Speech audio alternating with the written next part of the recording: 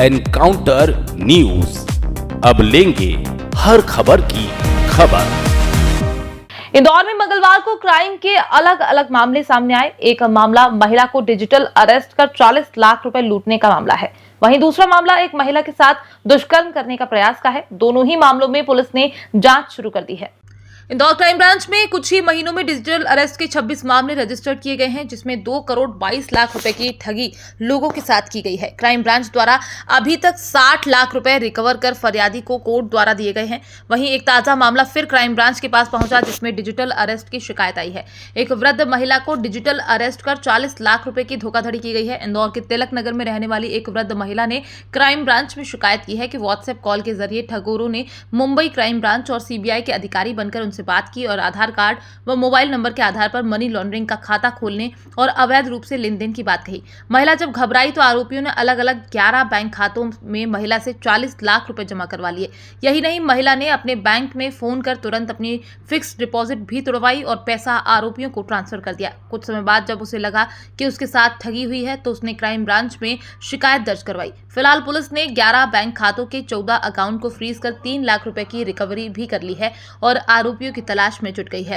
एक digital arrest का मामला सामने, एक और डिजिटल अरेस्ट का मामला सामने आएगा क्राइम ब्रांच इंदौर में, जिसमें एक वृद्ध महिला है जो कि तिलक नगर थाना क्षेत्र के अंतर्गत रहती है, जो कि अकेली रहती है। उसके जो लड़का है वो विदेश में रहता है और लगभग 60 वर्ष से ऊपर जो वृद्धा है वो सीनियर सिटीजन है।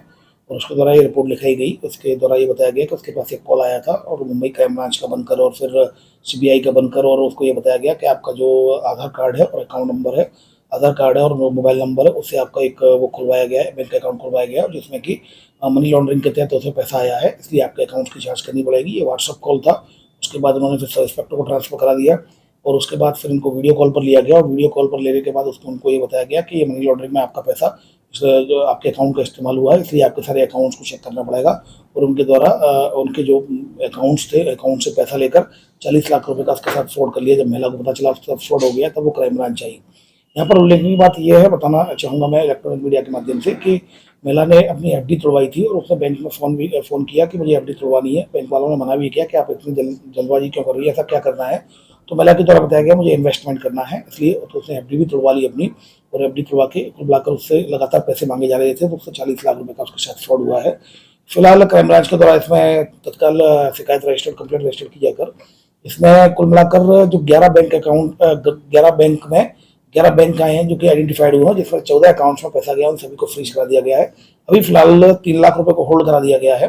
बाकी बैंक स्टेटमेंट्स आने वाले हैं, तो उन स्टेटमेंट्स के आधार पर और भी पैसा इसको होल्ड कराने की पूरी वो है। इसके अलावा इसमें टेक्निकल आधार पर जो व्हाट्सअप कॉलिंग है और इसके अलावा और भी जो वीडियो कॉल हुए हैं और जो एविडेंस है, टेक्निकल एविडेंस, इसके आधार पर भी क्राइम ब्रांच इन्वेस्टिगेट कर रही है। इसमें एफआईआर की जाकर वैधानिक कार्रवाई की जा रही है। अभी तक कुल जो मामले आए हैं वो 26 मामले डिजिटल अरेस्ट के क्राइम ब्रांच के पास आ चुके हैं, जिसमें लगभग 2 करोड़ 22 लाख के करीब उसमें पैसा फ्रॉड के साथ इनके द्वारा ठगा गया है। जबकि वहीं लगभग 60 लाख के करीब क्राइम ब्रांच के द्वारा पैसे को फ्रीज कराया जाकर और पैसा क्राइम ब्रांच के माध्यम से उनको वापस कराया गया है फरियादियों को, जिसमें कि कोर्ट के माध्यम से उनको पैसा वापस मिल गया है। तो अभी लगभग 60 लाख रुपए उनको वापस करा दिए गए हैं और लगभग 2 करोड़ 22 लाख रुपए का इसमें फ्रॉड है। इसमें भी फिलहाल क्राइम ब्रांच में 3 एफआईआर रजिस्टर की गई है। एक लसुड़िया थाने में रजिस्टर की गई थी, उसकी इन्वेस्टिगेशन भी क्राइम ब्रांच के द्वारा ही इसमें साथ मिलकर थाने के साथ मिलकर कार्रवाई की जा रही है। इसमें एक वृद्ध के साथ जो कि महालक्ष्मी नगर रहने वाले थे, जो कि असिस्टेंट रिटायर्ड बैंक मैनेजर थे एसबीआई के, उनके साथ फ्रॉड हुआ था। और उसके अलावा एक जो 12 लाख का फ्रॉड हुआ था, जो कि एक महिला, जो एक युवती थी जो कि डेल कंपनी में बेंगलोर में सॉफ्टवेयर इंजीनियर थी, उसके साथ 12 लाख का फ्रॉड हुआ था, जिसमें कि एफआईआर रजिस्टर की जाकर एक आरोपी को झालावाड़ राजस्थान से उठाया गया था डिजिटल अरेस्ट में और 2 लाख की उससे रिकवरी की गई थी। तो कुल मिलाकर लगातार रिकवरी भी जारी है और क्राइम ब्रांच उसमें एफआईआर करके कार्रवाई भी कर रही है।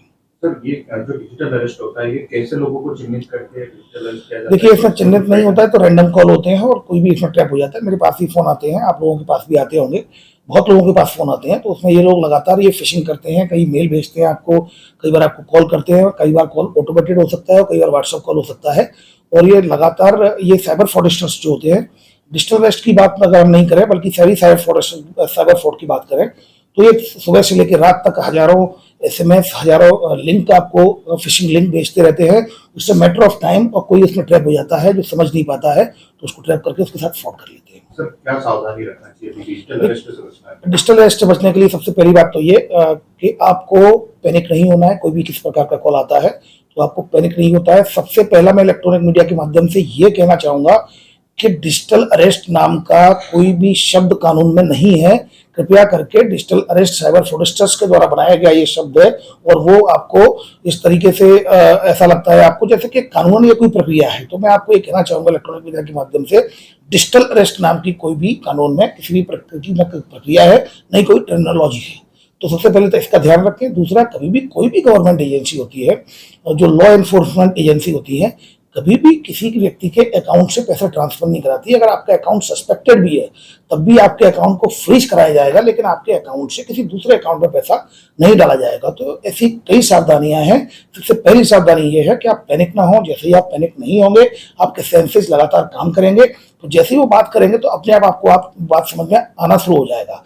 बट उसके लिए जरूरी है कि आप डरे नहीं, आप पैनिक ना हो। पैनिक नहीं होंगे तो आप नॉर्मल रहेंगे। नॉर्मल स्थिति में आपको धीमे धीमे आप जितना इंटरेक्ट करेंगे आपको समझ में आता चला जाएगा कि ये कहीं ना कहीं फ्रॉडस्टर है।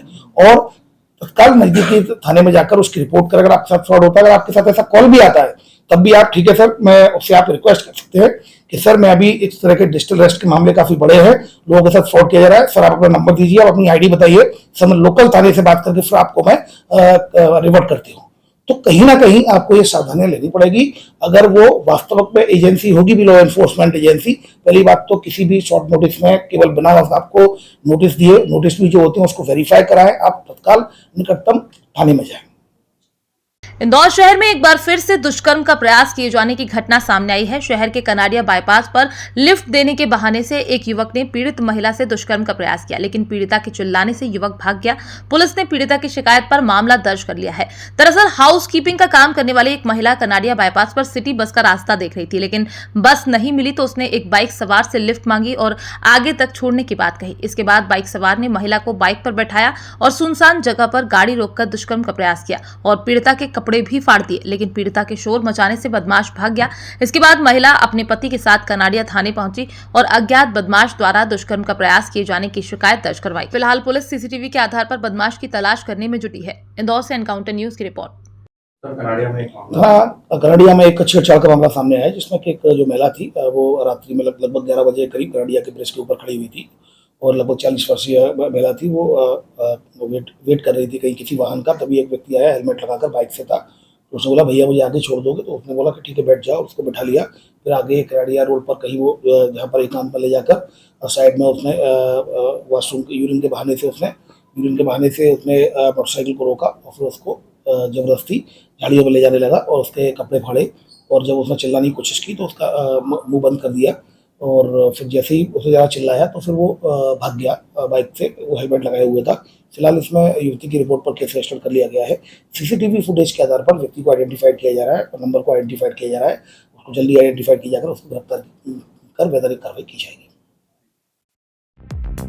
एनकाउंटर न्यूज, अब लेंगे हर खबर की खबर।